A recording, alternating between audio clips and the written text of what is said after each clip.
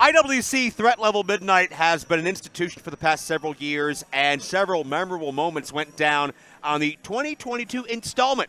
Welcome to the Threat Level Midnight post-show. I am Joe Dombrowski. Benjamin C. Steele is by my side. If you missed Threat Level Midnight live here at the Court Time Sports Center in Elizabeth, Pennsylvania, there's a couple of ways to check it out. It'll be available on Fight TV and, of course, as part of the IWC Network and your monthly subscription. Threat Level Midnight is really indicative of how competitive every division is in the IWC roster, top to bottom, and really nothing better illustrates that than our six-man tag team main event, Ben, that had 2 championships at stake at once. Yeah, and let's tell the people what could have happened and what did happen.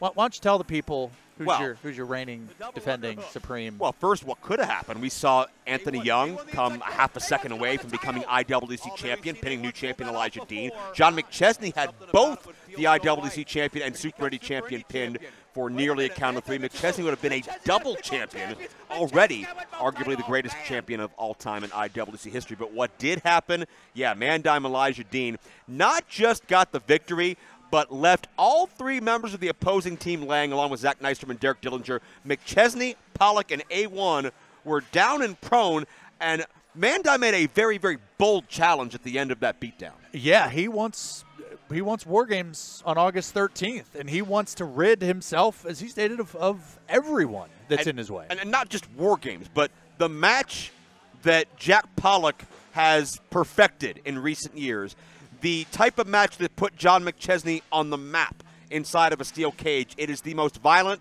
and diabolical warfare in IWC each and every year, and it goes down in Caged Fury on August 13th here at Court Time Sports Center. Speaking of diabolical, though, you got to talk about Katie Arquette.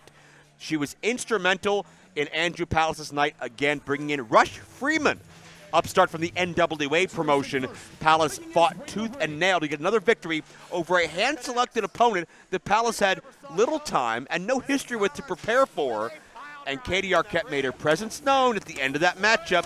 Embarrassed Palace. Do you have to do that when I have a headset connected to you? He hit his on. However, the situation between Katie Arquette and Andrew Palace continued to escalate through the night.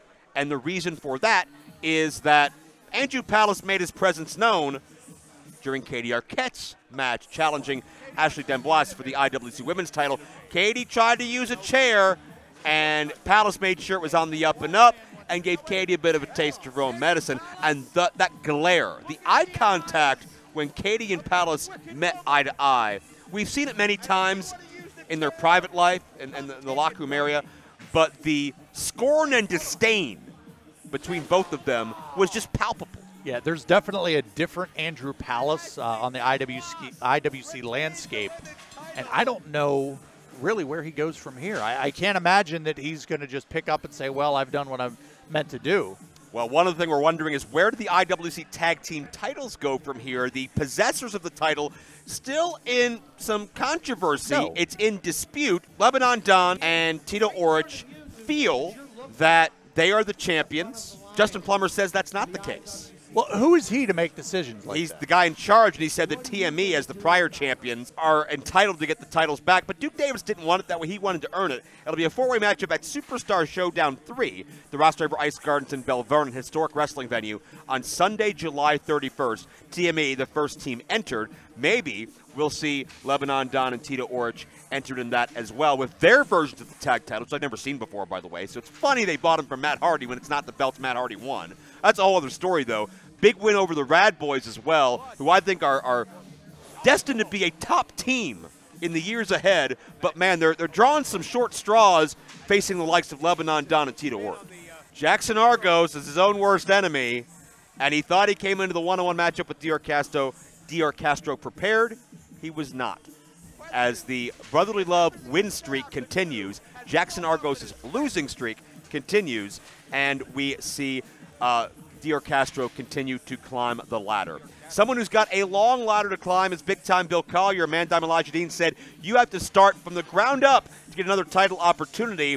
His opponent, though, one of IWC's most decorated champions of our early years, Glenn Spector. That's a misleading stat. Glenn Spector's not the bottom of the contenders list back of the line because of ability. It's because he just came back and he's building up that cachet. He's building up that name value once again. And Spector and Collier was an absolute physical war.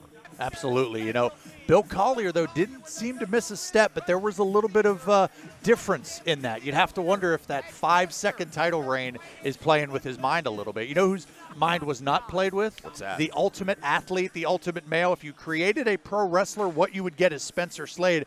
Very impressive victory tonight over Malachi Gage.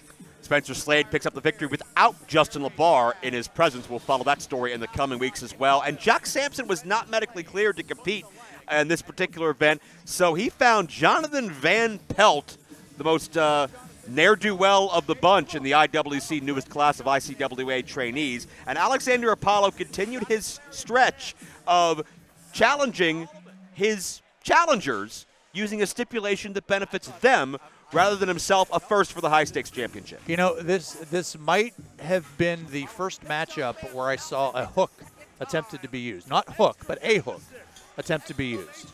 So a legendary night here in IWC. Well, you never know what Jonathan Van Pelt has up his sleeve, literally or figuratively, and you never know what's going to be in store on August the 13th. That's a Saturday evening. We'll be back here in our home base, the Court Time Sports Center. It's War Games. It's Cage Fury.